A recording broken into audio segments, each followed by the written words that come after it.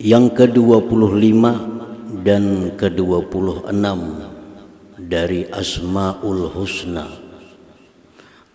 ialah Al-Mu'izz Al-Mudhill. Al-Mu'izzu Al-Mudhill. Imam Al-Ghazali rahimahullah menjelaskan tentang makna dari dua nama ini. Al-Mu'izzu Al-Mudhillu huwa alladhi yu'til mulka man yasha wa yaslubuhu mimman yasha yu'izzu man yasha wa yudhillu man yasha. Dialah yang memberikan kerajaan atas orang-orang yang dia kehendaki, dan dia pula yang mencabut kerajaan itu atas orang-orang yang dia kehendaki. Dia memuliakan orang yang dia kehendaki, dan dia yang menghinakan orang yang dia kehendaki. Nah, itulah Al-Mu'izzu Al-Mudhillu, yang memberikan kerajaan kepada seseorang, maka dia muliakan orang itu. Dia mencabut kerajaan, maka dia hinakan orang itu. Para muhibbin rahimakumullah, dimaksud dengan kerajaan itu bukan kerajaan yang sifatnya seperti kerajaan duniawi, seperti raja-raja yang kita kenal. Yang dimaksud dengan kerajaan itu kerajaan yang lebih dari itu. Kerajaan itu orang yang diberi Allah dinamakan raja. Dimaksud raja di sini bukan hanya sekedar raja dunia, tetapi disebut dengan kerajaan di sini raja dunia dan akhirat. Nah, orang yang Allah muliakan itu orang yang diberi Allah kerajaan dunia dan akhirat. Orang yang Allah hinakan itu orang yang dicabut kerajaan dunia dan akhirat. Jadi pengertian raja itu bukan hanya sekedar raja di dunia, tapi kedua-duanya, raja dunia dan akhirat. Para muhibbin rahimakumullah, Al-Malikul Hakiki man rafa'ahu Allahul hijab an qalbihi fasyahadallahu ta'ala wa razaqahul kana'ah hatta staghna biha an khalqihi wa qawwahu ala qahri sifati nafsihi walladhi atahul mulka wa a'azzahu fid dunya wal akhirah. Nah, bagaimana orang yang diberi Allah kerajaan dunia akhirat ini? Orang yang diberikan Allah kerajaan dunia akhirat itu orang yang diberi Allah tiga hal. Apabila tiga hal ini diberikan Allah kepada hambanya, maka hamba ini menjadi raja dunia akhirat dan dimuliakan Allah dunia dan akhirat. Satu, Allah berikan dia rafa'ahul hijab an qalbi. Allah angkat dinding hatinya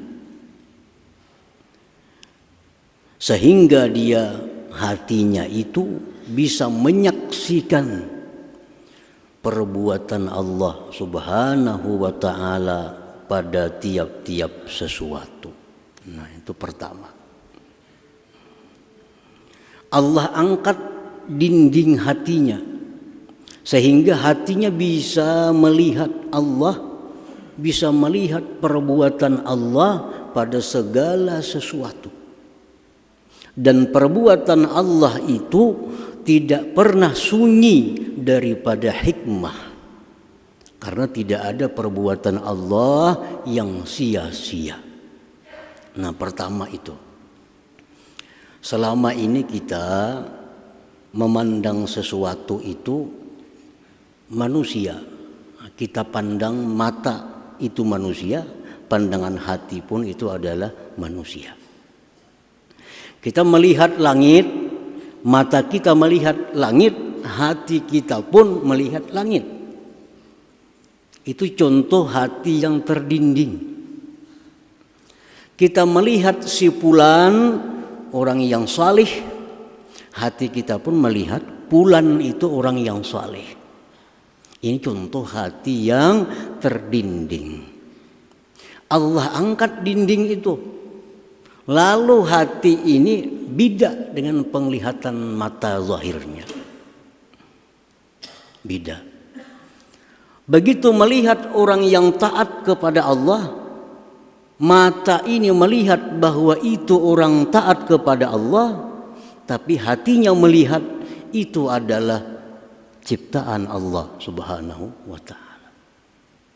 Begitu mata ini melihat orang yang maksiat kepada Allah, hatinya melihat bahwa itulah ciptaan Allah. Nah, ini contoh hati yang sudah terangkat dinding.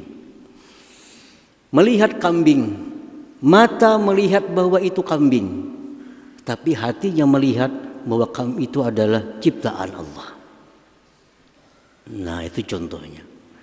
Orang yang diberi Allah kerajaan dunia akhirat itu, pertama Allah angkat dinding dari hatinya, sehingga hatinya tidak melihat sesuatu selain Allah Subhanahu wa ta'ala. Walaupun matanya melihat macam-macam, tapi hatinya satu, itu ciptaan karya dari Allah Subhanahu wa ta'ala. Dan setiap perbuatan Allah tidak pernah sunyi daripada hikmah. Daripada hikmah. Satu contoh tadi, kita melihat orang taat. Mata kita melihat fulan bin fulan saleh, takwa. Hati kita melihat bahwa itu merupakan ciptaan Allah. Ciptaan Allah. Hikmah yang diambil di situ satu, agar kita bersyukur kepada Allah Subhanahu wa ta'ala, diperlihatkannya orang yang saleh. Yang kedua, kita di situ berdoa kepada Allah agar jadi orang yang saleh seperti itu. Itu rahasia yang ada dalam setiap perbuatan Allah. Kita melihat orang yang maksiat, mata kita melihat fulan minum arak. Kita melihat fulan berbuat maksiat, hati kita mengatakan bahwa itu adalah ciptaan Allah.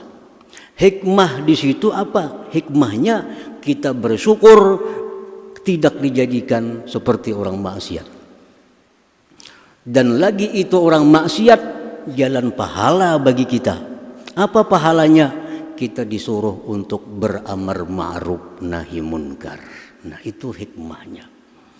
Jadi orang yang terdinding hatinya selalu melihat mata dengan hati sama. Kalau terdindingnya dinding diangkat oleh Allah, matanya melihat ini tapi hatinya melihat itu merupakan perbuatan dari Allah Subhanahu wa ta'ala. Perbuatan Allah tidak pernah kosong dari hikmah yang kembali kepada kita. Jadi melihat orang maksiat, fulan maksiat, itu mata zahir. Hati kita melihat itulah perbuatan Allah. Hikmah dari perbuatan Allah, satu, kita bersyukur karena dibikinnya maksiat. Kita bersyukur karena dibikinnya sepertinya yang maksiat. Dan itu orang maksiat jalan pahala kita untuk beramar ma'ruf nahi munkar. Nah, itu pertama. Kalau hati kita ini sudah diangkat Allah dinding itu, kita sudah dapat sepertiga kerajaan dunia dan akhirat. Melihat Fulan bin Fulan, hati ingat itu merupakan perbuatan Allah. Melihat gedung, melihat langit, bumi, selalu hati kita melihat itu merupakan karya dari Allah Subhanahu wa taala. Nah, para muhibbin rahimakumullah. Yang kedua, orang yang diberi Allah kerajaan dunia akhirat itu orang yang diberi Allah qanaah. Qanaah. Qanaah ini artinya tarakut tasyawwub bil ilal mafqud wal istighna bil mawjud. Qanaah itu artinya tidak ingin kepada yang tidak ada, merasa cukup dengan yang ada. Nah, itu qanaah. Diberi Allah harinya rezeki 100.000, cukup. Kadang mengingini hari ini dapat 200. Diberi Allah hari ini rezeki 50.000, cukup. Kadang mengingini hari ini hendak dapat 100.000. Apa yang diberi Allah kepadanya dalam masalah rezeki, dia merasa cukup. Nah, itu qanaah. Kalau orang yang kadang merasa cukup, itu tamak. Lawannya qanaah. Dapat rezeki hari ini 1 juta, wah masih kurang, mestinya 2 hari ini. Dapat rezeki 2 juta, oh mestinya hari ini 5 juta. Nah, itu orang tamak. Begawi, bekerja, dapat untung. Sebulan bekerja dapat untung 1 juta rupiah. Bah, ini musinya sebulan ini 5 juta paling gak ada. Kenapa 1 jutaannya dapat nih? Nah, itu tamak. Kalau orang qanaah bekerja sebulan hasilnya dapat 1 juta, cukup. Inilah sudah yang diberikan Allah Subhanahu wa taala. Nah, itu qanaah. Nah, qanaah ini berlawanan dengan sifat asli manusia. Karena sifat pembawaan manusia itu tamak. Untuk bisa qanaah, merubah tamak menjadi qanaah, itu perlu ilmu, perlu latihan. Kada bisa orang hidup timbul jadi qanaah. Mesti tamak. Tamak pembawaan lahir manusia. Begitu orang lahir, ini kanak-kanak sudah tamak. Tambah gana, tambah tamak, tambah besar, tambah tamak. Memang itu aslinya manusia. Nah, kalau kada belajar, kalau kada mengamalkan amalan, sifat tamak terus menerus sampai mati. Nah, mesti tamak itu diganti dengan qanaah. Qanaah merasa cukup dengan rezeki yang sudah diberikan Allah Subhanahu wa ta'ala. Nah, para ulama menerangkan kepada kita supaya kita bisa qanaah ini kayak apa caranya. Supaya bisa qanaah. Karena kalau kita dapat qanaah, kita dapat sepertiga kerajaan dunia akhirat. Ujar para ulama, supaya dapat qanaah itu yang pertama al-ilhah bid du'a. Sering-sering berdoa kepada Allah. Allahumma rzuqnil qanaah. Ya Allah, berikan aku qanaah. Berikan qanaah. Orang hidup kaya miskin itu tergantung hati. Tergantung hati. Banyak orang kaya hati miskin. Banyak orang miskin hati kaya. Nah, orang yang miskin tapi hati kaya, itulah qanaah. Merasa cukup dengan apa yang diberi Allah. Rumah demikian cukup. Apapun rezeki dia merasa cukup diberi Allah. Nah, berdoa lawan Tuhan. Ya Allah, berikanlah hamba sifat qanaah, berikanlah hamba sifat qanaah. Rancak-rancak seringkali berdoa dengan qanaah itu. Nah, kemudian lagi supaya kita bisa qanaah itu al-iman bi annal arzaq muqaddarah maksumah. Percaya bahwa rezeki sudah ditakdirkan Allah, sudah dibagi Allah. Mesti percaya. Kita ini punya rezeki selama hidup dalam dunia sudah ditakdir Allah dan sudah dibagi. Kada bakal ke lain rezeki kita, rezeki orang lain kada bakal ke kita. Percaya itu. Kalau Allah menjatahkan kita di alamul zarrah, alamul arwah, Allah jatahkan rezeki kita selama hidup dapat 10 miliar. Umur 60 tahun mati. Nah, diberi Allah rezeki 10 miliar. Itu 10 miliar pasti datang kepada kita. Kada akan kurang, kada akan lebih. Nah, kada akan bertambah dengan tamak, kada akan berkurang dengan qanaah. Rezeki yang 10 miliar itu, kalau kita dijatahkan Tuhan rezeki 10 miliar. Nah, kayak apa Tuhan cara mendatangkan 10 miliar itu kepada kita? Tuhan yang mengaturkan caranya. Tuhan yang mengaturkan caranya. Dibukakan Tuhan hati kita untuk berkebun. Nah, berkebun kita. Berkebun dapat hari ini dapat 1 juta. Nah, 10 miliar kurang 1 juta sudah. Dari jatah kita. Dibukakan pulang hati oleh Tuhan kita untuk beternak. Maka beternaklah kita. Dari peternakan 3 bulan dapat 1 juta. Nah, 10 miliar kurang 1 juta. Kurang 2 juta. Bila habis 10 miliar mati. Mati. Mau kada mau. Nah, itu sudah dibagi oleh Allah. Kada akan bertambah dengan mati-matian bercari. Kada akan menambah, mengurangi orang diam di rumahnya. Nya diam di rumah, kada sing keluaran, kada berkurang. Tetap akan sampai kepadanya 10 miliar. Kalau itu sudah digariskan oleh Allah Subhanahu wa ta'ala. Cara penyampaiannya Allah yang akan mengaturnya sedemikian rupa. Nah, mau kada berdagang ya kayak apa nak dapat duit. Nah, itu urusan Allah. Allah kena membuka hati kita dengan Tuhan berdagang. Nah, berdaganglah kita. Dagang dapatlah untung kita, itulah rezeki kita. Jadi jangan risau.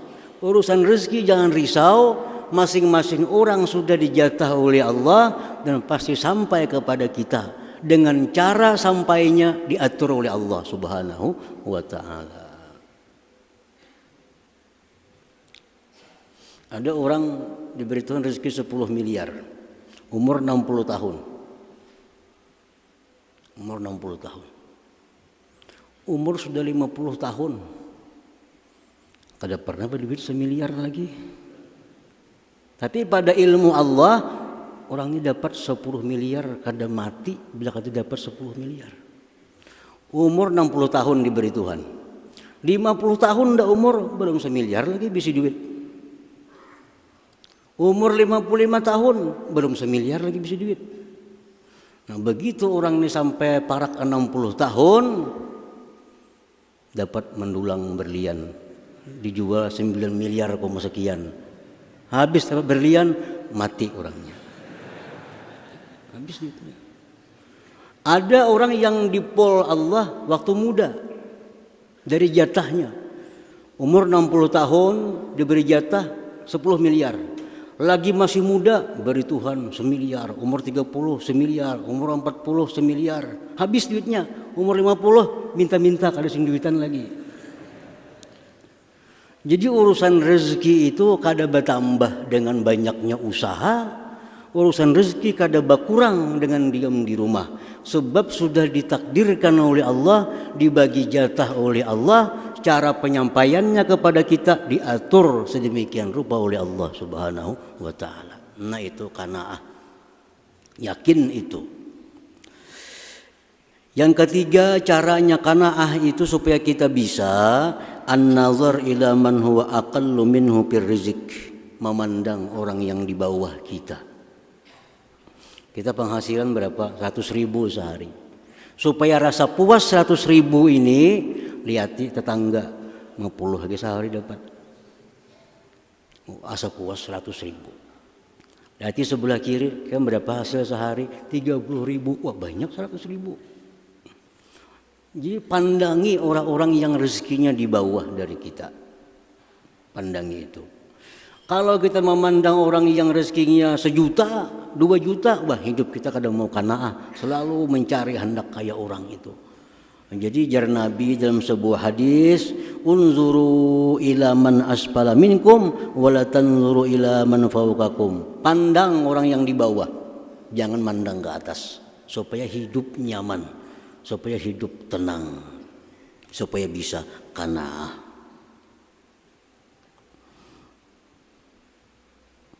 Nah, itu cara supaya dapat qanaah. Nah, kalau sudah qanaah ini kita dapat berapa diberi Tuhan hari ini, alhamdulillah cukup puas. Diberi Tuhan isok sekian, cukup puas. Nah, apa faidahnya orang yang bersifat qanaah ini? Satu faidahnya, nailu mahabbatillah, dia dapat tital kekasih Allah. Nah, kasih Allah. Yang kedua, orang yang bersifat amanah ini tanda sempurna iman. Tanda sempurna. Ini orang sempurna iman. Imannya sudah yakin rezeki kada bertambah dengan tamak, rezeki kada berkurang dengan qanaah. Yang ketiga, orang qanaah itu ya'isu hayatan thayyibah, hidupnya senang. Orang qanaah hidupnya senang, kada susah. Kenapa? Karena dia merasa puas dengan yang sudah diberikan Allah Subhanahu wa taala. Selanjutnya lagi, orang yang qanaah itu tajribul mahabbah bainan nas, dia menarik simpati orang. Orang bersifat qanaah ini disukai orang, disukai manusia. Kawan-kawan suka kalau kita bisa kawan nang qanaah ini. Coba kalau kawan kita nih tamak, kita yang susah. Nah, kalau kawan kita qanaah, semua orang suka orang qanaah. Sebab apa? Karena ia merasa cukup dengan apa yang diberi Allah Subhanahu wa taala. Dan lagi orang yang qanaah itu terhindar daripada dengki kepada orang lain. Maulah dengki orang qanaah. Seorang dapat 100.000, alhamdulillah 100.000. Sebelah dapat 1 juta, kada apa-apa. Aku sudah cukup 100.000. Coba kalau orang tamak, dapat 100.000, sebelah orang dapat 1 juta, wah sakit hati. Berusaha berhimat kayak apa cara supaya dapat 1 juta. Dapat 1 juta, orang dapat 2 juta, sakit hati pulang. Sampai mati sakit hati aja. Ini orang yang dalam dirinya ada sifat dengki. Kenapa dengki? Karena tamak, kada mau qanaah. Coba qanaah, kada akan ada dengki itu. Nah, para muhibbin rahimakumullah. Yang ketiga, Allah kuatkan dia untuk mengalahkan sifat-sifat yang ada pada dirinya. Nah, 3 hal. 1, diangkat Allah dinding hatinya. Yang kedua, diberi Allah qanaah. Yang ketiga, Allah kuasakan mengalahkan nafsunya, sifat dirinya. Maka orang ini orang yang dianggap oleh Allah raja dunia dan akhirat sudah. Raja di dunia dan raja di akhirat.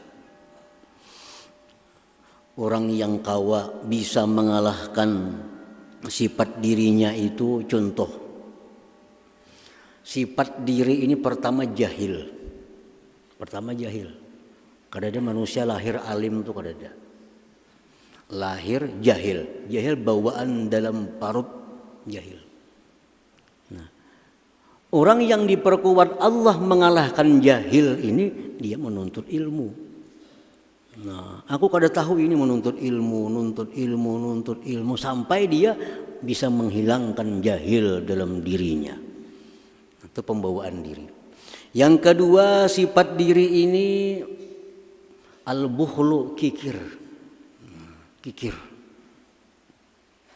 Kakanakan tuh papainannya dijapa aja sariknya. Kakanakan tukarakan memuturan, tukarakan membunika, isinya. Hanya dijapa aja sariknya. Memang itu sifat asli manusia, kikir. Kalau ada manusia hidup langsung jadi pemurah, pasti kikir. Nah, untuk mengalahkan kikir ini supaya jadi pemurah itu perlu ilmu, perlu latihan. Nah, jadi yang asalnya jahil jadi berilmu, yang asalnya kikir jadi pemurah, yang asalnya sombong jadi tawadhu, yang asalnya dendam jadi pemaaf. Nah, orang yang bisa mengalahkan dirinya itu berarti dia sudah dapat lagi sepertiga kerajaan dalam dirinya. Nah, jadi kalau kita ini sudah bisa macam itu, kita jadi raja. Siapa nama dahkan raja? Allah Subhanahu wa taala. Kalau Allah mengatakan bahwa kita raja, kita mulia dunia akhirat. Nah, Allah berikan kerajaan kepada hamba yang Dia kehendaki, tapi bisa Allah cabut kerajaan itu bagi orang-orang yang Dia kehendaki. Nah, para muhibbin rahimakumullah. Jadi selama ini kita melihat sesuatu zahir batin kita sama karena hati terdinding. Jadi hati menuruti mata. Mata melihat itu kambing, hati pun kambing. Nah, mata melihat sapi, hati pun umpat sapi. Karena hati kita buta, terdinding. Kalau dinding sudah disingkap oleh Allah, mata zahir melihat kambing, hati melihat itu merupakan bikinan Allah Subhanahu wa taala. Hati mata zahir melihat itu bulan purnama, hati kita karena sudah tak angkat dinding, itu ciptaan Allah Subhanahu wa taala. Melihat orang yang taat, melihat orang yang maksiat, hatinya selalu melihat bahwa itulah yang dibuat oleh Allah Subhanahu wa taala. Nah, itu pertama, qanaah tadi. Ketiga, bisa mengalahkan sifat-sifat dirinya. Orang yang tiga sifat ini raja dah. Raja. Orang yang dimuliakan Allah Subhanahu wa taala. Wa man tami'a wa jahila wa hujiba qalbuhu 'anillah faqad azallahu Allah. Orang yang bersifat tamak,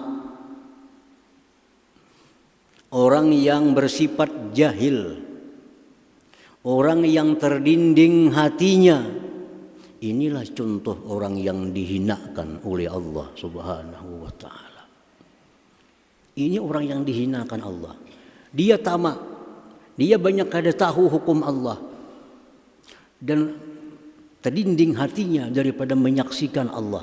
Ini contoh orang yang dihinakan oleh Allah Subhanahu wa taala. Nah, al-mu'min bismillahil mu'izzi wal muzil, orang yang beriman dengan nama Allah yang memuliakan dan menghinakan. Kita percaya bahwa Allah jualah yang bisa memuliakan orang, yang bisa menghinakan orang, kita beriman. Nah, kalau kita beriman kepada itu, ayyu'izza man a'azzahullah, bahwa dia mesti memuliakan orang yang dimuliakan Allah Subhanahu wa taala. Memuliakan orang yang dimuliakan Allah sama memuliakan Allah Subhanahu wa taala. Memuliakan orang yang dicintai Allah sama dengan memuliakan Allah Subhanahu wa taala. Nah, kalau kita beriman kepada Al-Mu'izz, kita mesti memuliakan orang-orang yang dimuliakan Allah. Siapa yang dimuliakan Allah? Orang yang diberinya kerajaan tadi. Orang yang diberinya kerajaan tadi. Yang kedua, orang yang beriman kepada nama Allah Al-Mu'izzul Muzil, ayyakuna sababan li'izzi ghairih biyadihi wa lisanih, bahwa dia menjadi sebab bagi kemuliaan orang lain baik dengan tangannya maupun lisannya. Nah, orang ini jadi sebab orang lain jadi mulia di sisi Allah. Nah, baik lisannya, lisan orang ini jadi sebab bagi orang lain mulia di sisi Allah. Tangan orang ini menjadi sebab orang lain mulia di sisi Allah Subhanahu wa taala. Itulah perilaku orang yang beriman dengan nama Allah Al-Mu'izzu Al-Muzillu yang ke-25 dan ke-26 tadi.